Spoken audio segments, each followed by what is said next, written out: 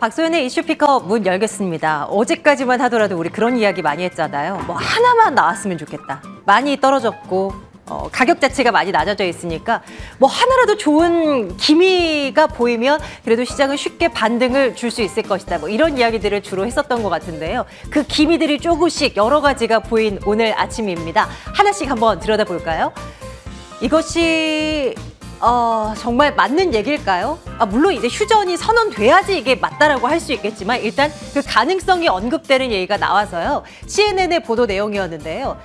러시아가 우크라이나 사태와 관련해서 이제는 휴전을 선언할 가능성이 보인다라는 관련 이야기가 전해졌습니다. 러시아가 우크라이나를 침공한 이유가 뭡니까? 돈바스를 해방시키겠다라는 명목으로 우크라이나를 침공했다라고 그들은 이야기를 하고 있는데요. 지금 현재 러시아군이 루안스크주를 완전히 차지하면서 이제 돈바스 지역 대부분을 이제 차지한 거나 다름이 없다라는 소식이 전해집니다. 푸틴 대통령이 목표를 삼았었던 그 목표치에 가까워져 오고 있는 지금이기 때문에 어쨌거나 종전 혹은 휴전을 선언하게 된다면 그동안 뭐 전 세계에서 비난을 받았던 그런 부분들을 조금 덜어낼 수 있다라는 어떤 상징적인 의미 뭐 이런 것들도 가져간다라는 목표 하에 러시아가 이김에 유리한 조건을 선점할 수 있다. 휴전을 선언함으로써 뭐 이런 이야기들이 좀 쏟아져 나오고 있습니다. 물론 우크라이나 국민들은 모두 반대를 지금 외치고 있는 그런 상황이지만 그래도 전쟁이 그래도 이제 끝이 나나? 뭐 이런 가능성에 시장은 그래도 화답을 하고 있는 듯 보입니다. 또 하나 볼까요? 바이든 대통령이 대중국 관세를 이번 주 중에 인하하는 것을 발표할 수 있다. 이 가능성도 제기가 되면서 시장이 훈풍으로 작용을 하고 있는 상황입니다. 내용을 좀 들여다볼게요. 지금은 중국산 제품에 2,500억 달러 규모에는 관세 25%를 부여하고 있고요. 1,200달러 규모에는 7.5%의 관세를 부과합니다. 중국산 제품을 미국으로 들여오면서 여기에 관세를 때려서 제품 가격을 매기다 보니까 물가 상승을 촉발시킬 수밖에 없다라는 내용인 거죠. 그래서 이것이 관세 인하 부분이 시장에 좀 도움이 될 수 있을 거다. 왜냐, 인플레를 잡는 데 도움이 될 수도 있으니까. 이런 얘기들이 참 많이 나왔는데요. 정말 이번 주에 관련 내용이 나와줄까요?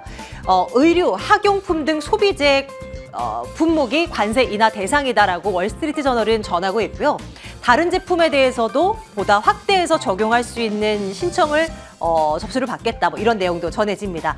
과연 이번 주에 나올 수 있을 것인가? 관전 포인트가 될 것 같습니다. 자, 이런 가운데서 물가 상황, 우리 물가 상황을 한 번 더 체크하고 가겠습니다. 이건 악재. 하지만 알고 있는 악재이기 때문에 이 또한 그래도 이제 혹시 정점? 혹시 물가 피크아웃? 뭐 이런 이야기로 좀 들리고 있는 것 같아요. 물가 상황은 최악임은 분명합니다. 오늘 통계청이 6월 소비자 물가 지수를 내놨는데요. 1년 전과 비교했을 때 6% 상승한 것으로 나오면서 또 한 번 이렇게 6자를 보게 됩니다. 외환위기 이후 처음으로 말입니다. 그런데 언제였었던가요? 경제부총리가 이번 달 물가지수 6% 가능성 크다라고 이제 소위 밑밥을 깔기도 했었었고 우리 다 아는 내용이었습니다. 충분히 예견할 수 있는 그 수준으로 나와준 터라 시장은 그렇게 놀랍지는 않다라는 반응을 보여주는 것 같아요. 일단 그래도 우리 국민들이 느끼는 체감 물가 지수는 더 이 6자라는 숫자보다 더 높은 지금 현실이 아닌가 싶습니다. 그래서 어쨌거나 이 물가 지표와 관련해서는 이제 한국은행 금통위에 영향을 주게 될 텐데요. 결정은 어떻게 될까요? 의견은 좀 분분해요. 지금은 0.5%포인트 빅스텝 인상이 거의 기정사실하다라는 이야기가 주를 이룹니다. 왜냐? 물가를 어쨌거나 잡아야 하는 한국은행 목표를 달성하기 위해서 지금 못 잡으면 고물가 그대로 이어질 가능성이 높기 때문에 반드시 빅스텝 한 번쯤은 필요하다라는 의견이 있고요. 미국과의 기준금리가 이제 곧 역전이 될 겁니다. 이번 달에 FOMC에서 자이언트 스텝이 이제 결정이 된다면 그러하게 될 텐데 이거 그냥 방관할 수 없다. 올려야 된다. 이런 이야기들이 나오고 있는 반면에 하지만 아직까지도 부담이다. 가계부채 어쩔 건데 다른 부분들도 환시장도 생각을 해봐야 되겠고 다양한 변수들을 고려했을 때는 베이비 스텝으로 차근차근 가는 것이 옳다라고 주장하는 쪽도 있는데요. 13일입니다. 이 결과 또한 지켜봐야 할 대목이 되겠습니다. 어쨌거나 오늘은 또 오랜만에 빨간불이 또 강하게 들어오는 터라 양시장에 또 편안하게 시장에 대한 이야기를 좀 그래도 오늘 하루만큼은 나눠볼 수 있지 않을까 싶어요. 오늘 민재기 팀장과 함께하는 날인데요. 눈여겨볼 만한 업종은 무엇이 있을지, 시장에 대한 판단은 어떻게 내릴 수 있을지 이야기 나눠보도록 하겠습니다.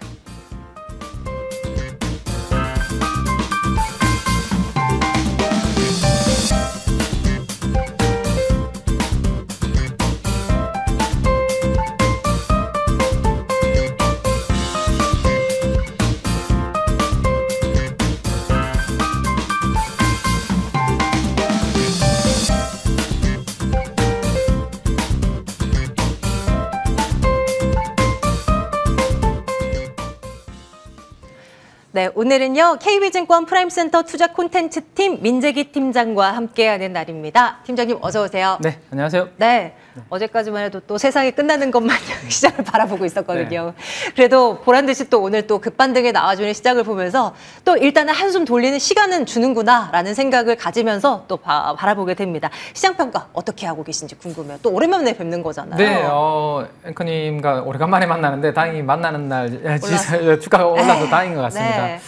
일단 조금 전에 설명해 주신 것처럼 몇 가지 요인들이 오늘 상승의 원인으로 작용을 좀 하고 있는 것 같아요. 특히 이제 인플레 이 압력이 계속 시장의 악재로서 작용을 이제 했다라는 측면에서 인플레에 대한 공포가 완화될 수 있다라는 그 기대감이 오늘 상승을 좀 촉발하고 있다라고 보시면 될 것 같습니다. 그래서 인플레를 그러면 이제 압박을 가했던 요인들이 몇 가지 있는데요. 이들이 최근에 어떠한 흐름을 보이고 있는지 몇 가지 살펴드릴 텐데, 먼저 우리 앵커님께서 자세하게 설명해 주신 것처럼 러시아하고 우크라이나하고 이제 휴전 가능성이 이제 지금 네. 이야기가 좀 나오고 있습니다. 그죠? 그럼 당연히 거기에서 이제 전쟁하면서 에너지 가격 올랐죠. 그리고 곡물 가격들도 조금 영향을 줬었죠. 최근에 좀 하락했지만, 물론. 그래서 그런 이제 우리 원자재 가격들한테 영향을 줬기 때문에 만약 휴전이 한다면 당분간은 이제 그쪽에서 노이즈는 좀 잠잠해질 수 있다라는 그런 기대감이 일단 인플레 공포를 완화시킬 수 있는 그런 부분으로 작용을 좀 하고 있다라고 보시면 될 것 같고, 또 하나가 이제 7월 달이고 이제 아마 이번 주 중에 아마 결정이 될 것으로 이제 외신에서는 보도가 나오고 있거든요. 네. 물론 반대하는 쪽도 있고 지금 찬성하는 쪽도 있어서 이 대중 관세가 인하될지는 좀 지켜봐야 되는 부분이 있긴 한데, 어쨌든 만약에 인하를 조금이라도 하게 될 경우에는 미국 쪽으로 들어오는 이제 소비재 쪽으로 이제 인하할 수 있다는 이야기가 나오고 있죠. 네. 그래서 소비재 관련해서는 물건값이 낮아지면서 미국 내 자국 내에 이제 물가를 또 조금 이제 진정시킬 수 있는 그런 요인들이 될 수 있기 때문에 이번 주에 일부 관세를 이제 철폐할 수 있다라는 관세 철회를 발표할 수 있다라는 이러한 내용들도 긍정적으로 작용을 하고 있는 것 같습니다. 또 하나가 이제 또 원자재 쪽의 동향인데요. 최근에 미국 시장에서 가장 큰 영향을 준 게 이제 가솔린 가격입니다. 네. 미국은 우리나라처럼 이렇게 대중교통이 그렇게 발달되지 않기 때문에 자동차를 가지고 많이 그렇죠. 또 이동을 하시죠. 그래서 가솔린 가격이 중요한데, 제가 이제 미국 가솔린 가격을 그래프로 한번 그려봤는데요. 갤런당 이제 $5를 찍고 최근에 한 4.8달러까지 이렇게 이제 고개를 숙이고 있는. 조금은 내려왔네요. 조금 내려왔습니다. 그래서 5월 달 평균이 한 4.5 정도라고 생각하면 아직은 이제 5월 평균보다 높기 때문에 네. 앞으로 발표될 CPI가 단기적으로는 아직은 조금 더 추가적으로 올라갈 수는 있겠지만, 앞으로 가솔린 가격이 점진적으로 우하향에서 좀 만약에 내려온다라면 충분히 좀 물가 하락 압력을 만들어줄 수 있지 않을까라는 생각 해볼 수 있을 것 같고요. 또 하나 요즘 곡물 가격이 많이 또 진정을 보이고 있습니다. 특히나 이제 우리는 밀 같은 부분들을 이제 해외에서 많이 수입을 해오고 있는데, 네. 밀 가격이라든지 이런 부분들이 생각했던 것보다 수확이 좀 빨라지면서 밀 가격도 빠르게 우크라이나 전쟁 전 가격으로 지금 안정을 찾은 상황이거든요. 그 정도까지요? 네네. 그래서 이런 부분들도 물가에 또 영향을 긍정적으로 주고 있습니다. 또 하나가 이제 미국에서는 또 중요한 부분이 이제 모기지 관련된 이제 주택 임대료 관련된 네. 이런 부분들인데, 네. 이게 이제 투룸 최근에 가격이 이제 나왔는데요. 투룸 가격들이 전반적으로 이미 조금 하락하고 있는 모습이 나오고 있습니다. 물론 이제 아주 비싼 가격들은 조금 버티고 있는데, 좀 작은 평수들 위주로 먼저 좀 하락하는 모습들이 좀 나타나고 있기 때문에 임대료 상승이 둔화되는 이러한 부분들도 우리가 체크 포인트이지 않나라는 생각이고, 마지막으로 우리가 이제 물가 이야기할 때 미국의 중고차 가격 이야기도 참 많이 했습니다. 네, 그렇죠. 네, 중고차 가격이 많이 올라가서 이것도 떨어지나요? 네, 이것도 그래요? 최근에 조금 주춤하고 있는 상황이거든요. 그래서 방금 말씀드렸던 이러한 한 5가지 요인들이 물가의 인플레 공포에서 좀 네. 우리 완화 역할을 해주기 때문에 시장에는 긍정적 요소로 보셔도 되지 않을까라는 생각입니다. 아니, 팀장님이 지적해 주신 이런 포인트들 다 종합적으로 취합해보면 우와, 인플레 정점 찍고 이제 꺾여? 라는 생각을 할 정도의 네네. 어떤 시그널들이 하나둘씩 나오고 있는 것 같은데요. 그래도 이게 이제 계속 이제 추세를 갖고 계속 떨어지는지 네네. 요거를 이제 봐야 되는 시점인 맞습니다. 것이고요. 네네. 어쨌거나 이제 신호들은 나오고 있다라는 것을 이제 점수를 줘 봅니다. 네. 또 다른 포인트는 뭐가 있을까요? 가장 시장의 악재가 어쨌든 방금 말씀드렸던 그러한 부분들이기 때문에 이게 완화되는 시그널은 나쁘지 않다라는 네. 생각이고, 조금 더 모니터링을 해보겠습니다. 하지만 이제 이것만으로 우리가 지금 반등을 믿기에는 조금 뭔가 부족하죠. 그렇죠. 다 기대감이니까요. 네네. 그럴 것이다라는 거니까요. 그래서 제가 이제 이 시간에 한 번씩 보여드리는 게, 네. 저는 이제 위험 지표로서 이제 이제 미국 하이힐드 스프레드를 말씀을 드리고 네, 있고 매번 챙겨주시잖아요. 네, 앵커님하고 저희가 이제 만나지 못하는 동안 이 하이힐드 스프레드는 급등을 했습니다. 지금 그래프에서 보시는 것처럼요. 6월 달부터 지금까지 한 달 동안 내내 올라왔고 네. 주식시장은 당연히 안 좋았겠죠. 네, 그러니까 위험자산 쪽에 회피 움직임이 이렇게 채권 시장에서 나타나면서 주식시장 쪽에서 자금이 빠져나가는 그러한 그림이었고요. 이건 일간 기준인데요. 일간 기준으로는 왔다 갔다 변동성이 좀 크기 때문에 주간 기준으로 제가 이제 봐야 된다라는 말씀을 드리고 있습니다. 그래서 네. 주간 기준으로 한번 보시죠. 지난주 금요일 기준으로 역시 주간 기준으로도 전고점을 돌파해서 이 하이힐드 스프레드는 올라가는 그러한 그림을 보이고 있습니다. 여전히 뭔가 금융시장은 조금 불안하다. 네. 그러니까 조금 위험한 신용등급이 낮은 쪽으로는 자금이 안 가고 있다라는 것을 보여주고 있죠. 그래서 이 부분이 확실하게 좀 고개를 숙이는 그런 모습이 다음 주에 나왔으면 좋겠는데요. 그러니까요. 네, 그러면 조금 더 물가 떨어지는 시그널도 나오고 있죠. 이 위험 지표가 하락하죠. 그러면 자신 있게 한번 힘을 좀 실어서. 네, 힘을 한번 실어볼 수 네. 있는 그런 근거가 될 수 있을 것 같고 아직까지는 이 부분이 좀 확인이 좀 돼야 될 것 같습니다. 네, 이 지표가 이제 어제 기준으로 또 작성을 하신 거 아니겠습니까? 네네. 그리고 어제까지도 우리 시장은 또 위험자산으로 분류되는 또 우리 한국 시장은 또 꽉꽉 밀렸고 오늘 반등을 시점으로 해서 뭔가 이제 위험자산 선호 심리가 조금 전반적으로 퍼지면서 저 지수도 꺾이고 추가적인 시그널도 나오고 하면 너무나 좋겠는데 네. 저희는 이제 차근차근 또 현 상황에 대해서 또 진단을 더 나눠보도록 하겠습니다. 국내 시장에 좀 집중을 해주세요. 네, 일단 그래서 이제 우리나라 증시 수급 쪽인 부분을 이제 네. 한번 봐야 될 것 같은데 방금 보여드렸던 이제 하이힐드 스프레드가 안 좋으니까 당연히 이머징 마켓에서 자금이 빠져나가는 그런 수밖에요. 모습이 나타나고 네. 있죠. 그래서 제가 연초 이후부터 해서 우리 코스피 지수랑 그리고 이제 외국인들의 일별 순매수 그래프를 한번 그려봤는데요. 세로막대 그래프 빨간색으로 표시해놓은 구간 보시죠. 6월달 이후로 아래쪽으로 세로막대 그래프가 크죠. 계속 외국인들이 거의 다 순매도를 했고 당연히 코스피 지수는 아래쪽으로 이렇게 2300선까지 네. 하락했다라는 것을 볼 수 있을 것 같은데 오늘은 다행히도 외국인들이 지금 순매도가 좀 멈춰 있는 그런 상황입니다. 그다음 이제 코스닥 쪽도 마찬가지인데요. 코스닥 쪽 흐름을 한번 보시죠. 코스닥도 6월 이후부터 보시면 지금 당연히 아래쪽으로 외국인들의 매도가 훨씬 더 많은 상황입니다. 하지만 지금 보니까 코스닥에서는 한 2,100억 정도의 외국인 순매수가 지금 유입이 되고 있는 그런 상황이거든요. 그렇다면 뭔가 조금이라도 모멘텀과 트리거가 나와준다라면 충분히 이 위치에서는 저가 매수가 들어올 수 있는 구간이기 때문에 방금 말씀드렸던 직전에 말씀드렸던 그런 지표들만 조금 더 완화가 된다면 충분히 여기에서는 뭐 밸류에이션 메리트라든지 낙폭 과대라든지 여러 가지 뭐 이슈들을 갖다 붙일 수 있을 것 같아요, 그죠? 그래서 좋아요, 충분히 좋아요. 여기서는 좀 바닥을 잡아주지 않을까 네. 그런 믿음을 좀 가지셔도 괜찮을 것 같습니다. 좋습니다. 근데 이제 최근에 문제가 됐던 건 지수가 폭락을 거듭할 때마다 얘기가 나왔던 게 이제 반대매매 물량들, 네네네네. 빚을 내서 이제 들어오는 그런 자금들이 참 걱정이었잖아요. 그렇죠, 네. 그 관련한 뭐 지표들은 최근 어떤 움직임입니까? 네, 최근에 이제 반대매매 신용장구 이야기들을 많이 하시는데 제가 네. 이제 직접 그래프를 한번 그려온 게 있는데요. 저는 이제 시가총액 대비해서 신용장구 비중이 얼마 되는지 궁금해서 신용장구율을 한번 뽑아왔습니다. 아하, 네. 이 짙은색 그림이에요. 네. 과거 2018년도부터 제가 그려왔는데 이 신용장구율이 2% 아래로 떨어지고 나면 지수가 거의 바닥권임을 확인할 수 있습니다. 2018년도 그리고 2019년도 그랬죠. 근데 2020년 3월 달에는 우리 코로나 팬데믹 때는 1.36%까지 급격하게 떨어지기도 했어요. 점점 이례적인 상황인 네, 이례적인 거죠? 상황이기 때문에 2% 아래로 떨어지면 단기적으로 급한 좀 매물들은 소화가 됐다. 네. 최근에 그래프 보시면 아주 2.5% 부근에서 급하게 떨어진 게 보이시죠. 그래서 이러한 반대매매로 인해서 수급도 어느 정도 청산이 되었기 때문에 공백 상태에서 뭔가 모멘텀만 나와주면 지수는 기술적 반등은 충분히 나올 수 있는 그러한 구간 정도로 보셔야 될 것 같고요. 또 하나 제가 기대해 볼 수 있는 점 하나만 말씀을 드리면 네. 우리나라 이제 그 코스닥의 월간 제가 수익률을 하나 만들어 온 게 있는데요. 한번 보시면 좋을 것 같아요.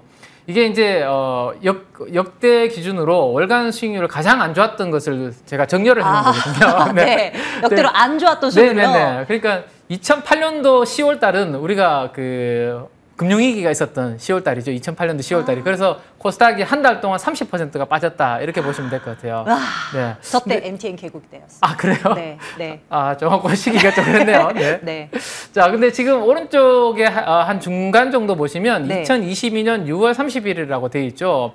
그게 네네. 이제 지난달입니다. 6월 한 달 동안 코스닥이 16.6%가 빠졌다라고 보시면 돼요. 네. 이제 빠진 건 빠진 건데 그러면 저렇게 많이 빠진 그 다음 달에 코스닥 수익률이 과거에 어땠나 어떨까? 싶어서 제가 그 다음 네네. 달까지 같이 넣어왔거든요. 네. 근데 노란색으로 칠해져 있는 구간들은 2000년인데요. 2000년은 우리가 닷컴 버블이 터지면서 주가가 1년 내내 하락했던 구간입니다. 그래서 많이 빠졌다가 그 다음 달 또 빠지고 뭐 이렇게 네. 빈번했기 때문에 2000년을 제외하고 보면 대부분 좀 20% 이상 많이 빠지고 난 다음 달은 그래도 기술적 반등 정도는 시도하는 아니면 덜 빠지거나 그런 모습이 나왔습니다. 그래서 지난달에 16.6%가 코스닥에 빠졌는데 이번 7월 달은 그래도 물음표. 조금 물음표로 네. 그래도 우리가 한번 기대를 좀 해봐야 네. 되지 않을까 조금이라도 회복되기를 네. 기대를 해보겠습니다. 저 공란이 이제 빨간색 숫자로 네네네네. 좀 플러스로 찍히길 한번 바라보면서 이제 시장은 이렇게 보고요.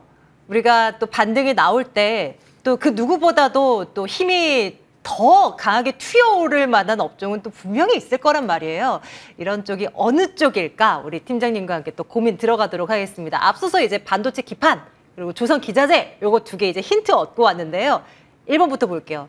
기판 관련한 이야기부터 놔둬주십시오. 네, 일단은 지수가 이렇게 기술적 반등을 할 때는 가장 먼저 튀어오르는 것은 무조건 많이 빠진 종목들입니다. 네, 많이 빠지고 많이 빠진 업종. 네, 거기에서 네. 일단 왜냐하면 차트로서도 들어가기 부담이 없거든요. 그래서 낙폭 과대주가 가장 먼저 튀어오르기 때문에 일단은 1번은 제가 낙폭 과대 업종 중에서 한번 선택을 해봤는데 주요 업종별로 제가 어제 기준으로 연초 대비해서 수익률을 한번 이렇게 계산을 해봤습니다. 계산을 네. 해보니까 제일 오른쪽이 우리 코스피 평균 정도라고 보시면 될 것 같아요. 26개 업종에 24%가 저희 연초 이후에 빠졌습니다. 많이 빠졌죠. 그러네요. 근데 코스피 평균보다 많이 빠진 업종들이 왼쪽의 업종들입니다. 네네. 네, 제일 많이 빠진 업종이 소프트웨어, 그다음 디스플레이, 뭐 IT 하드웨어 보시면 대부분 대충 이렇게 IT 관련주들이 좀 업종이 많죠. 네. 그래서 IT 관련 업종에서 제가 선택을 한번 해봤고요.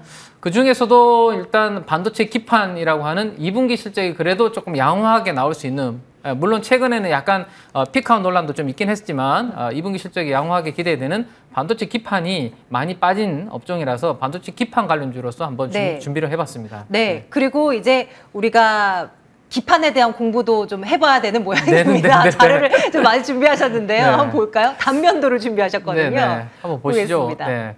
최근에 반도체 기판의 이 트렌드는 하나의 기판만 가지고 해서는 성능을 제대로 못 내거든요. 그래서 이 반도체 기판을 여러 층 이렇게 쌓아서 기판을 만드는 케이스가 네. 요즘 트렌드입니다. 근데 기판만 쌓는다고 이게 정기적인 특성이 연결이 되지 않겠죠. 그래서 기판과 기판을 연결해주는 부분들이 필요하거든요. 그래서 저기 빨간색 화살표 1, 2, 3이라고 되어 있는 부분들 있죠. 저게 바로 이제 구멍을 저렇게 뚝 뚫어가지고 네. 기판과 기판을 연결해주는 역할을 하는 그런 뭐 홀이라고 보통 이야기를 하거든요. 그래서 저렇게 홀을 뚫고 나면 그 뚫은 그 홀에다가 구리로 도금을 해줘야지만 전기적 특성을 띠고 기판과 기판 사이에 전기 신호들이 이렇게 왔다 갔다 할 수 있는 그런 부분들이 되거든요. 네. 그래서 오늘은 제가 소개해드릴 종목은 우리가 이미 많이 알고 있는 반도체 기판, 뭐 심텍, 뭐 대덕전자, 해성DS 이런 종목들도 있지만 이러한 업황들이 여전히 견조하게 잘 됐을 때 저렇게 기판을 소재 가공해주는 YMT라는 종목을 한번 낙폭 과대주로 선정을 한번 해봤습니다. 네, 좋습니다. 더 필요한 이야기들을 한번 들어볼게요. 이 회사가 왜 매력 있게 보입니까? 네네. 지금 한번 화면을 한번 보시면 좋을 것 같은데 이 PCB 홀 구조를 보시면 가운데가 구멍이 있고요. 저 구멍을 전기동으로 이렇게 감싸줘야 되는 그런 부분들이 있거든요. 그래서 반드시 이 기판 관련된 부분들이 업황이 좋아지면 좋아질수록 필연적으로 들어가야 되는 그런 구조다라고 보셔야 될 것 같아요. 다시 한번 말씀드리지만 층간으로 전기적인 연결이 가능하도록 공정용으로 화학을 처리를 해주는 그러한 기업이다라고 보시면 될 것 같아요. 그래서 기판 관련주들을 제가 밸류에이션 표를 한번 가지고 왔는데 밸류에이션 표를 보면서 마지막으로 한번 정리를 좀 해드리도록 하겠습니다.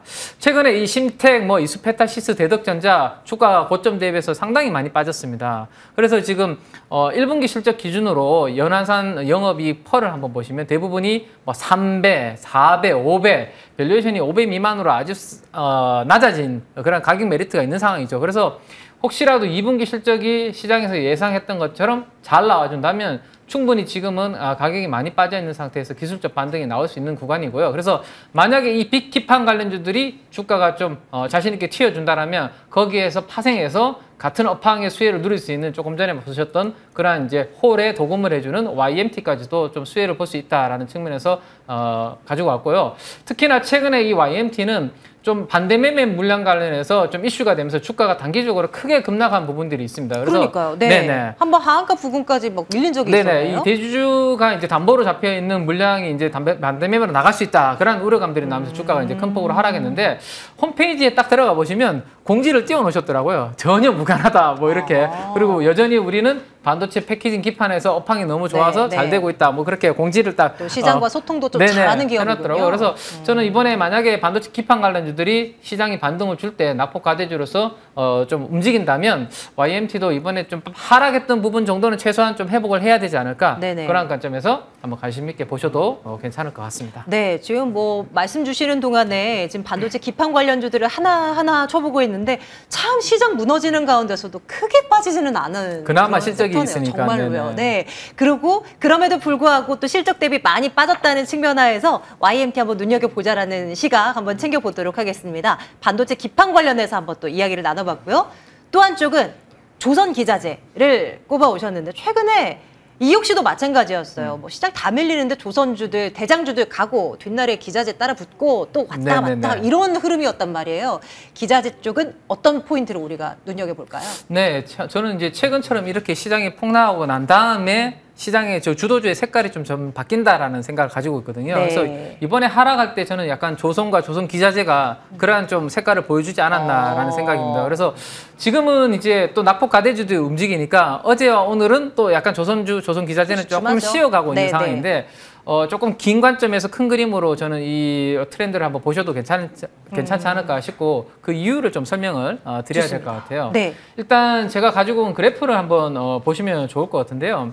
이게 이제 뭐냐 하면 하늘색 그림이라고 해야 되나요? 이제 위에서 내려오는 그림은 네. 러시아 쪽에서 이제 파이프로 수입해오는 유럽에서 러시아를 통해서 이제 가스 수입하는 부분이고요. 아래쪽에서 올라오는 짙은색 파란색은 미국 쪽으로 가스를 수입하는 부분입니다.